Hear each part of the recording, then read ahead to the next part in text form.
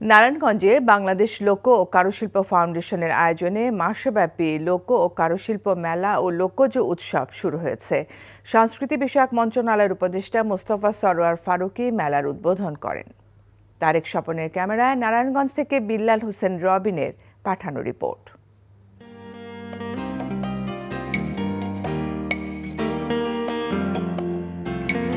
প্রাচীন বাংলার রাজধানী নারায়ণগঞ্জের সোনারগাঁওয়ের জাদুঘরের পাশেই পানাম সিটি।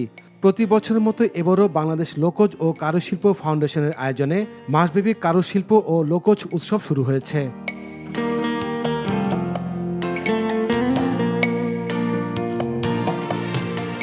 এবারের মেলায় রাঙ্গামাটি বান্দরবান জেলার ক্ষুদ্র নৃগোষ্ঠীর কারুপণ্য, সোনারগাঁয়ে পাটের কারুশিল্প সহ মোট ১০০টি স্টল রয়েছে। মেলায় পুতুল নাচ, বায়োস্কোপ এবং নগরদোলা সহ গ্রাম বাংলার ঐতিহ্য ইতিহাস দেখে মুগ্ধ হয়েছেন দর্শনার্থীরা। শিল্প সংস্কৃতি তুলে ধরার জন্য একজন ফোনে সেজেছি। আমাদের যে ঐতিহ্যবাহী যত ধরনের জিনিসপত্র আছে, মাটির বলেন বা কাঠের, এগুলো সব কিছুই আপনি কেউ যদি এখানে আসতে চায় আসলে দেখতে পারবেন। মাসব্যাপী মেলার উদ্বোধন করেন সংস্কৃতি বিষয়ক উপদেষ্টা মোস্তফা সরোয়ার ফারুকী। এখানে যে এরকম একটা বড় মেলা হয়, এটা বাংলাদেশের মানুষের কাছেই পৌঁছানোটা একটা বড় চ্যালেঞ্জ। অর্থাৎ মানে আমি যদি ঢাকার কথাই বলি, ঢাকার অধিকাংশ মানুষই কিন্তু হয়তো জানে না যে এরকম একটা মেজর মেলা আমাদের দেশে হচ্ছে। মাসব্যাপী লোকজ উৎসব চলবে আগামী ১৬ ফেব্রুয়ারি পর্যন্ত। NTV news desk.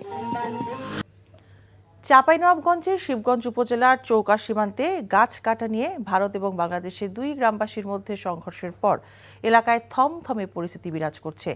ফের সংঘর্ষ এড়াতে দুদেশের সীমান্তরক্ষী বাহিনী, বিজিবি এবং বিএসএফ এর টহল জোরদার করা হয়েছে। চাঁপাইনবাবগঞ্জ থেকে শহীদুল হুদা অলোকের পাঠানো রিপোর্ট। বাংলাদেশ ভারত সীমান্তে চলমান অস্থিরতার মাঝেই দুদেশের গ্রামবাসীর মধ্যে সংঘর্ষ। শনিবার দিনভর উত্তেজনা, উত্তপ্ত পরিস্থিতির পর এখন অনেকটা শান্ত সেই সীমান্ত। চাঁপাইনবাবগঞ্জের শিবগঞ্জ উপজেলার চৌকা সীমান্তে রোববার সকাল থেকে দেখা যায় সাধারণ মানুষের সীমিত চলাচল। কৃষক, শ্রমিকরা কাজ করছেন জমিতে, তবে স্থানীয় অনেকের মধ্যে রয়েছে চাপা আতঙ্ক। এদিকে বাংলাদেশ ভারত সীমান্তে সতর্ক অবস্থানে রয়েছে দুদেশের সীমান্তরক্ষী বাহিনী। জোরদার করা হয়েছে টহল। সীমান্ত এলাকায় উত্তেজনা হলে আলটিমেটলি এই এলাকার কৃষকের ক্ষতি হচ্ছে। তো এই এলাকায় যেন উত্তেজনা না হয়, উত্তেজনা প্রশমিত করার জন্য আমরা কাজ করছি। এবং বর্ডারে এটাই আমাদের কাজ, যে কোনো পরিস্থিতি নিয়ন্ত্রণ করার জন্য BGB, we are train for this. BGB ও এলাকাবাসী জানান, শনিবার ভোরে শিবগঞ্জের বিনোদপুর ইউনিয়নের চৌকা ও কিরণগঞ্জ সীমান্তের মাঝামাঝি এলাকায় বাংলাদেশি দুই যুবক ঘাস কাটতে গেলে ভারতীয় অংশের গমের ফসল নষ্ট করার অভিযোগ তুলে তাদের মারধর করে ভারতীয়রা। এরপর দুদেশের গ্রামবাসীর সংঘর্ষে আহত হয় 4 বাংলাদেশি। এ সময় সীমান্তের ওপার থেকে বাংলাদেশিদের উপর ককটেল ও সাউন্ড গ্রেনেড ছোড়া হয়। বিকেলে বিএসএফ বিজিবির মধ্যে পতাকা বৈঠকের পর পরিস্থিতি শান্ত হয়। NTV news desk.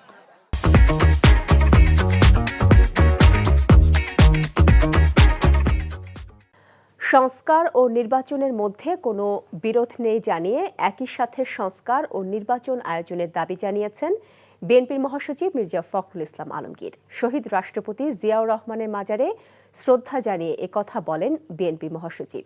এর আগে শহীদ রাষ্ট্রপতি জিয়াউর রহমানের জন্মবার্ষিকী উপলক্ষে তার সমাধিতে শ্রদ্ধা জানান বিএনপির সিনিয়র নেতারা। নাজিবুর রহমানের রিপোর্ট।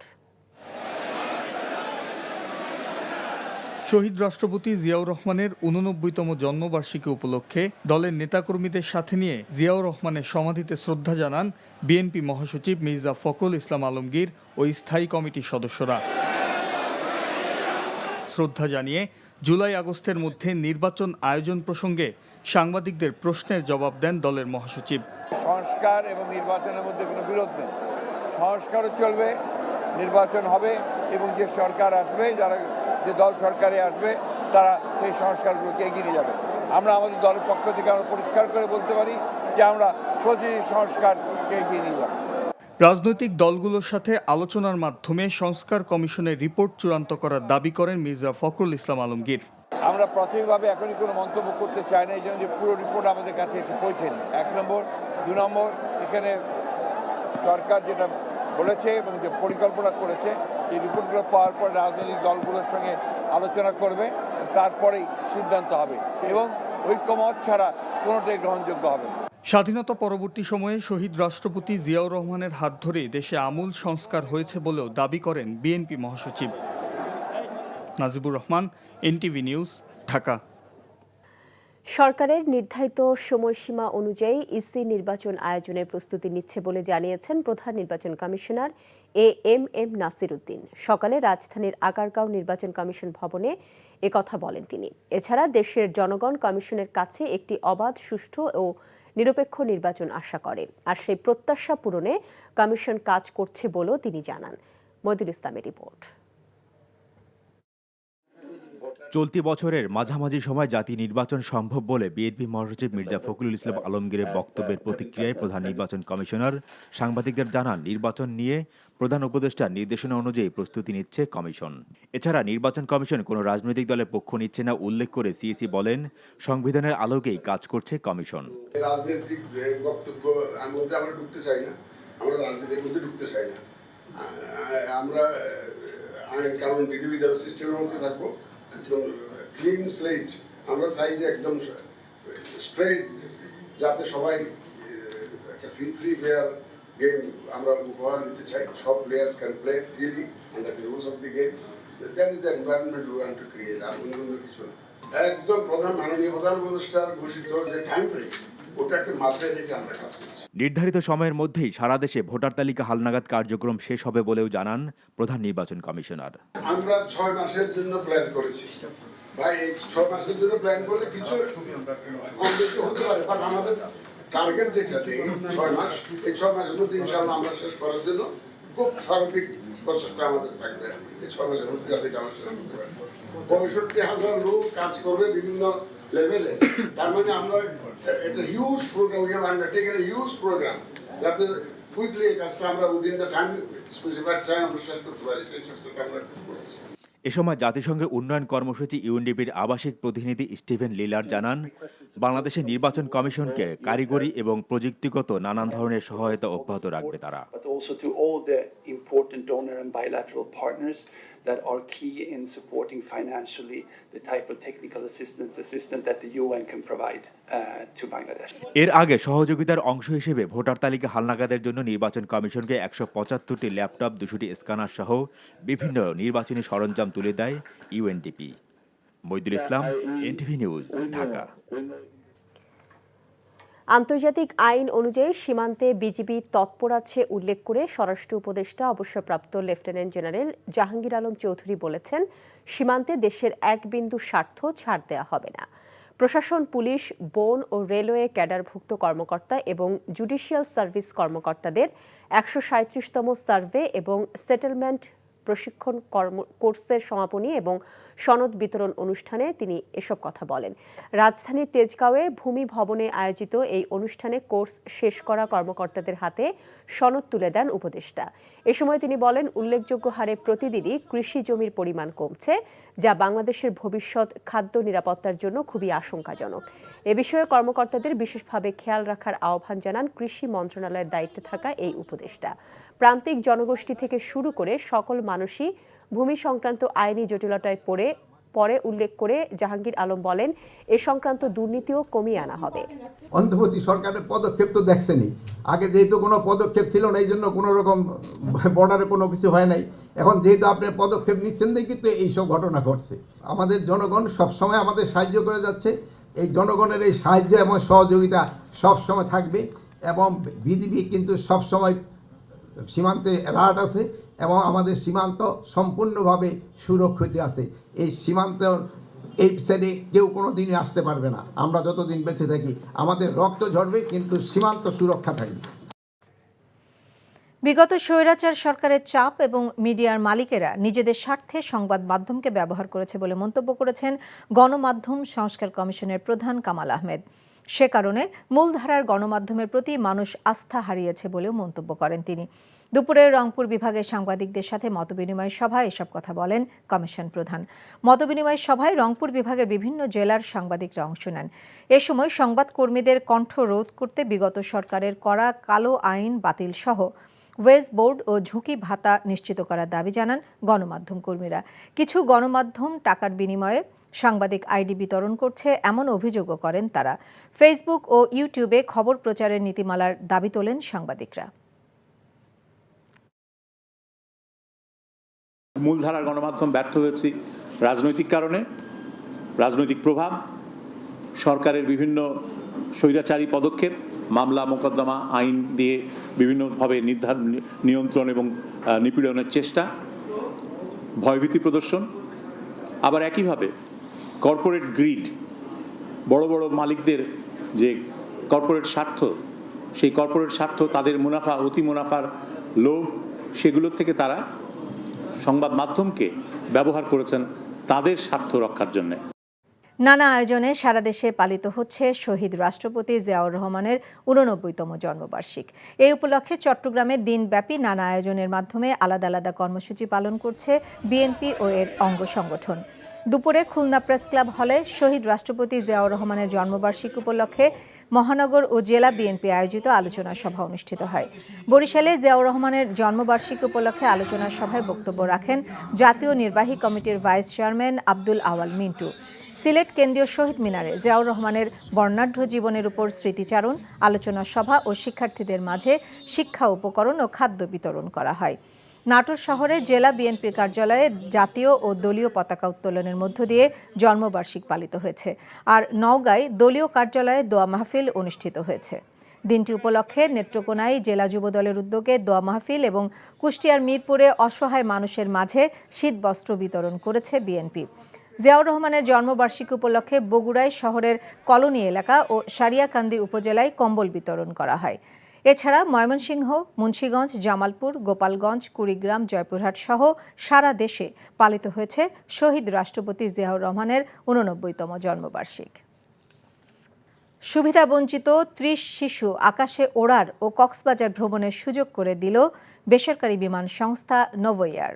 সংস্থাটির 12 বছর পূর্তি উপলক্ষে ঢাকা বিমানে ভ্রমণের সুযোগ পায় শিশুরা। কক্সবাজার সমুদ্র সৈকত পরিষ্কার কার্যক্রমে অংশ নেয় তারা। বাংলাদেশ বিমান বাহিনীর ঘাঁটি, কক্সবাজার রেলওয়ে স্টেশন এবং সমুদ্র সৈকতে আনন্দঘন সময় কাটায় তারা। অংশ নেওয়া শিশুরা জানায়, কক্সবাজারে এমন যাত্রায় তারা আনন্দিত। আকাশে ওড়ার স্বপ্ন পূরণে তারা কৃতজ্ঞতা জানায় আয়োজকদের। দলে কোনো অনুপ্রবেশকারীকে জায়গা দেয়া যাবে না, এমন মন্তব্য করে বিএনপির ভারপ্রাপ্ত চেয়ারম্যান তারেক রহমান বলেছেন, অনুপ্রবেশকারীদের সুবিধা দিতে 15 বছর নির্যাতন নিপীড়ন সহ্য করেনি বিএনপি। আগামী জাতীয় নির্বাচন সহজ হবে না মন্তব্য করে তিনি বলেছেন, জনগণের চাওয়া অনুযায়ী কাজ না করলে কিংবা কোনো ভুল করলে পস্তাতে হবে বিএনপিকে। বলেছেন, বিএনপি ছাড়া অন্য কেউ সরকার গঠন করলে বিএনপি নেতাকর্মীরা কেউ ভালো থাকতে পারবে না। বিকেলে এক আলোচনায় এসব বলেন তারেক রহমান। ইমরুল আহসানের রিপোর্ট।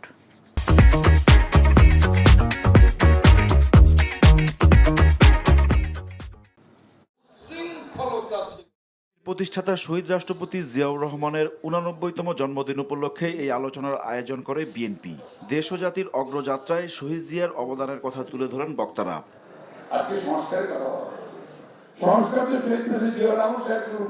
লন্ডন থেকে অনলাইনে যুক্ত হয়ে বিএনপির ভারপ্রাপ্ত চেয়ারম্যান তারেক রহমান নেতাকর্মীদের দলের প্রতিষ্ঠাতার আদর্শ অনুসরণ করে রাজনীতি করার আহ্বান জানান। খুব সম্ভবত পৃথিবীর কোনো রাজনৈতিক নেতার চলে যাবার পরে জানাজার ক্ষেত্রে এইরকম দৃশ্য আমরা দেখিনি, এত জনসমাগম আমরা দেখিনি, এভাবে মানুষকে কাঁদতে আমরা দেখিনি, এত সংখ্যক মানুষকে কাঁদতে।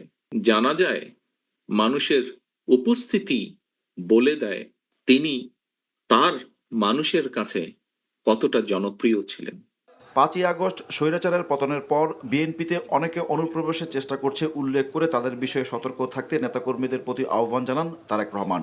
এইরকম মানুষগুলো 5 তারিখের পর থেকে আস্তে আস্তে ভিড় করা শুরু করেছে। বাংলাদেশ জাতীয়তাবাদী দলের 60 লক্ষ নেতাকর্মীর নামে বিভিন্নভাবে মিথ্যে গায়েবী মামলা আছে, নির্যাতিত, অত্যাচারিত। শুধুমাত্র জুলাই আগস্ট মাসে যে আন্দোলন, জনগণের যে আন্দোলন, সেখানে বাংলাদেশ জাতীয়তাবাদী দলেরই প্রায় 500 মতন নেতাকর্মী শহীদ হয়েছেন। বহু হাজার, শত হাজারের মতন নেতাকর্মী বিভিন্নভাবে জখম হয়েছেন। আমরা কি এতগুলো বাংলাদেশ জাতীয়তাবাদী দলের নেতাকর্মীরা যারা অত্যাচার নির্যাতন সহ্য করেছে, এই যে 60 লক্ষ মানুষ বা তারও বেশি সংখ্যক মানুষ, আমরা কি ওই মোটরসাইকেল বহরের যারা, তাদেরকে সুবিধা দেওয়ার জন্য এই অত্যাচার নির্যাতন সহ্য করেছি? অবশ্যই নয়, অবশ্যই নয়। দলের নেতাকর্মীদের আত্মতুষ্টিতে ভোগা যাবে না মন্তব্য করে তারেক রহমান বলেন, নির্বাচনে জয়ী হতে হলে জয় করতে হবে মানুষের মন। সামনের নির্বাচন এত সহজ নয় আপনারা যত সহজ ভাবছেন। নিজের মনে যতই বড়াই করুন, আরে বিএনপির তো শাখা প্রশাখা একদম গ্রাম পর্যন্ত আছে, অন্যদের কি এত আছে? এত বড়াইয়ের কিছু নেই। জনগণ ম্যাটার্স। সেই জনগণই হচ্ছে আমাদের শক্তি, জনগণই হচ্ছে আমাদের সমর্থন, জনগণই হচ্ছে শক্তি। জনগণ সাথে না থাকলে জনগণ 5ই আগস্ট দেখিয়ে দিয়েছে। কাজে আমরা যদি ভুল করি, জনগণ আবার কোনো একটা কিছু দেখিয়ে দিবে, তখন কিন্তু পস্তাতে হবে, তখন কিন্তু হাপিত্তেশ করতে হবে। যদি এমন পরিস্থিতির উদ্ভব হয় যেখানে অন্য কেউ সরকার গঠন করলো,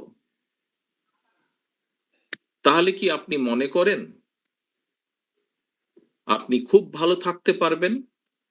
আপনি বলতে আমি, বাংলাদেশে যদি 1 কোটি বিএনপির নেতাকর্মী থাকে, সবকিছু মিলিয়ে আমি 1 কোটি মানুষকেই বলছি, আপনারা কি ভালো থাকতে পারবেন?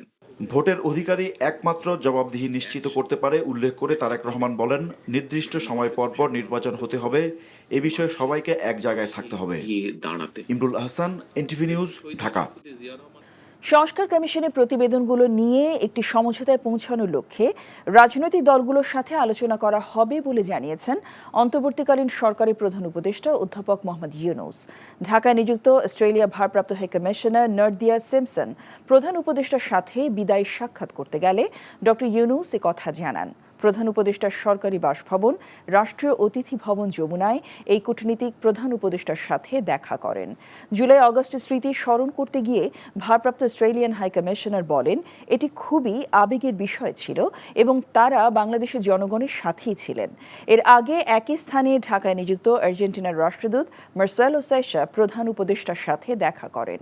এ সময় প্রধান উপদেষ্টা বাংলাদেশের সাথে আর্জেন্টিনার ফুটবল কূটনীতি আরও জোরদার করার উপর গুরুত্ব আরোপ করেন, যাতে করে এর মাধ্যমে দুই দেশের মধ্যে বাণিজ্য সহ অন্যান্য খাতে সহযোগিতা বৃদ্ধি পায়।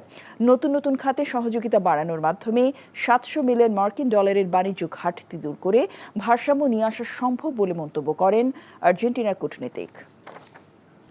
দুর্নীতির মামলায় গ্রেফতার বাংলাদেশ ব্যাংকের সাবেক ডেপুটি গভর্নর এস.কে সুর চৌধুরীর বাসায় অভিযান চালিয়ে নগদ 16 লক্ষাধিক টাকা ও প্রায় 4.5 কোটি টাকার সঞ্চয়পত্র এবং মেয়াদি আমানত সহ বিভিন্ন কাগজপত্র উদ্ধার করেছে দুর্নীতি দমন কমিশন দুদক। একই দিনে শেখ হাসিনার কন্যা সাইমা ওয়াজেদ পুতুলকে বিশ্ব স্বাস্থ্য সংস্থার আঞ্চলিক পরিচালক পদ থেকে বাদ দিতে ব্যবস্থা নিতে পররাষ্ট্র মন্ত্রণালয়কে চিঠি দেওয়া হয়েছে।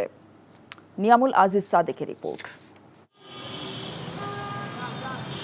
পূর্বাচল নতুন শহরে প্রকল্পে অবৈধভাবে রাজুকের 10 কাঠা প্লট জালিয়াতির ঘটনায় সম্প্রতি সাইমা ওয়াজেদ পুতুলকে আসামি করে মামলা করে দুদক। এমন মামলার আসামি কোনো প্রভাব খাটিয়ে বিশ্ব স্বাস্থ্য সংস্থার পদে দায়িত্ব পেয়েছেন কিনা সে বিষয়ে খতিয়ে দেখতে পররাষ্ট্র মন্ত্রণালয়কে চিঠি দিয়েছে দুদক। ইতিমধ্যে তদন্তকারী কর্মকর্তা নিয়োগ করা হয়েছে। সাইমা ওয়াজেদ পুতুলের নিয়োগ সংক্রান্ত বিষয়ে এটা অনুসন্ধান কার্যক্রম শুরু হয়েছে। অনুসন্ধান দল তাদের অভিযোগ প্রমাণের জন্য যা যা প্রয়োজন হবে, যেখানে যেখানে পত্র লেখার প্রয়োজন হবে, জালিয়াতির প্রমাণাদি সংগ্রহের জন্য সব কাজই করবে।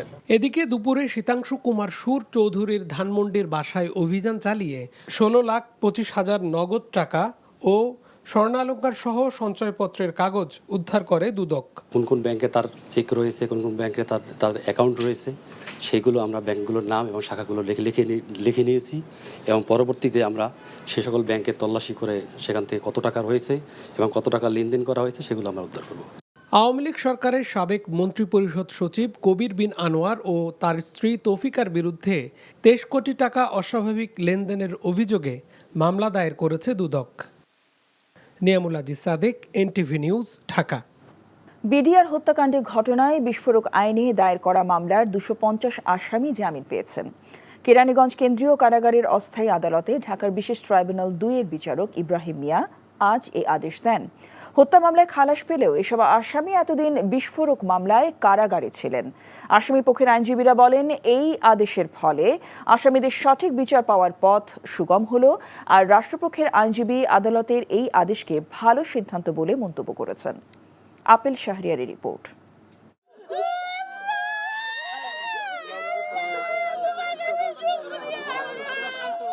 জামিনের খবরে আদালত প্রাঙ্গণে কান্নায় ভেঙে পড়েন বিডিআর বিদ্রোহের ঘটনায় বিস্ফোরক মামলার আসামির স্বজনরা। এ অপেক্ষা যে দীর্ঘদিনের। এ সময় তারা প্রকৃত অপরাধীদের বিচারের আওতায় আনার দাবি জানান। যারা এই হত্যাকাণ্ডের সাথে জড়িত আর যারা মুখোশের আড়ালে আছে তাদের প্রত্যেকের আইনের আওতায় এনে শাস্তি দেওয়া হোক, কঠিনতম কঠিন শাস্তি দেওয়া হোক। আমার বাবা কোনো দোষ করে নাই, আমার বাবা বিডিআর বিদ্রোহী না, আমার বাবা বিদ্রোহী না। জুলাই বিপ্লবের পর নানা কারণে কয়েক দফা পেছানো হয় এ মামলার জামিন শুনানি। অবশেষে কেরানীগঞ্জের কেন্দ্রীয় কারাগারে অস্থায়ী আদালতে হত্যা মামলায় খালাস পাওয়া আসামিদের জামিন আবেদন করলে তা মঞ্জুর করেন আদালত। যারা আগে খালাসপ্রাপ্ত হয়েছিলেন এবং তাদের বিরুদ্ধে মহামান্য সুপ্রিম কোর্টের হাইকোর্ট বিভাগে রায় পরিবর্তন হয়েছে বা কারো বিরুদ্ধে আপিল পেন্ডিং আছে এবং বিস্ফোরক দ্রব্য মামলায় আলাদা 30 জনের মতো আসামি শুধুই বিস্ফোরক দ্রব্য মামলার আসামি ছিলেন, এই আসামি ব্যতি রেখে অন্যান্য খালাসপ্রাপ্ত আসামিদেরকে জামিন মঞ্জুর করা হলো। এই মর্মে একটা আদেশ দেওয়া হয়েছে। আসামিরা জামিন পাওয়ায় তাদের ন্যায় বিচার পাবার পথ প্রশস্ত হলো বলে মন্তব্য করেন আসামি পক্ষের আইনজীবীরা। মাননীয় আদালত আমাদেরকে নির্দেশ দিয়েছেন যে 250 মানুষ এখন জামিন পেল, তাদের জামিন নামাটা আমরা 2 দিন পরে দাখিল করব। আমরা ভালো করে স্ক্রুটিনি করে কেউ যাতে কোনো অন্য আসামি যারা সাজাপ্রাপ্ত এরকম কেউ যাতে এসে ভুল বেল বন্ড যাতে সাবমিট না হয়ে যায়, আর যাদের সাজা ইতোমধ্যে শেষ হয়ে গেছে, যাদের 10 বছরের সাজা ছিল, এই সাজাটা এখন আর তাদের নাই। আমরা মাননীয় আদালতের কাছে অনুরোধ করেছি, সাবমিশন রেখেছি যে তাদের জামিনের বিষয়গুলো যাতে পরবর্তী ধার্য তারিখে বিবেচনা করেন। আগামী 10 ফেব্রুয়ারি এ মামলার সাক্ষ্য গ্রহণের পরবর্তী দিন ধার্য করেন আদালত। Apel Shahriar, NTV news, Dhaka. Cheque প্রতারণার মামলায় ক্রিকেটার ও মাগুরা 2 আসনের আওয়ামী লীগ দলীয় সাবেক সংসদ সদস্য সাকিব আল হাসানের বিরুদ্ধে গ্রেফতারি পরোয়ানা জারি করেছে আদালত। দুপুরে ঢাকার অতিরিক্ত মুখ্য মহানগর হাকিম জিয়াদুর রহমানের আদালত আজ এ আদেশ দেন। আরাফাত ইসলামের রিপোর্ট।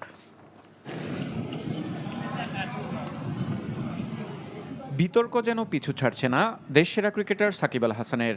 একের পর এক নেতিবাচক ঘটনায় খবরের শিরোনাম হচ্ছেন তিনি। সবশেষ সংযোজন আইএফআইসি ব্যাংকের চেক প্রতারণার মামলায় তার বিরুদ্ধে রোববার জারি হওয়া গ্রেফতারি পরোয়ানা। গত বছরের 15 ডিসেম্বর ঢাকার অতিরিক্ত চিফ মেট্রোপলিটন ম্যাজিস্ট্রেট মাহবুবুল হকের আদালতে চেক ডিসঅনারের অভিযোগে আইএফআইসি ব্যাংক সাকিব সহ 4 জনকে আসামি করে মামলা করে। তারই প্রেক্ষিতে গত বছরের 18 ডিসেম্বর পৃথক আদালত আসামিদের 19 জানুয়ারি হাজির হওয়ার জন্য সমন জারি করেছিল। আসামিদের মধ্যে এমদাদুল হক ও মালাইকা বেগম আদালতে হাজির হলেও অপর আসামিরা আদালতে হাজির না হওয়ায় আদালত তাদের বিরুদ্ধে গ্রেফতারি পরোয়ানা জারি করল।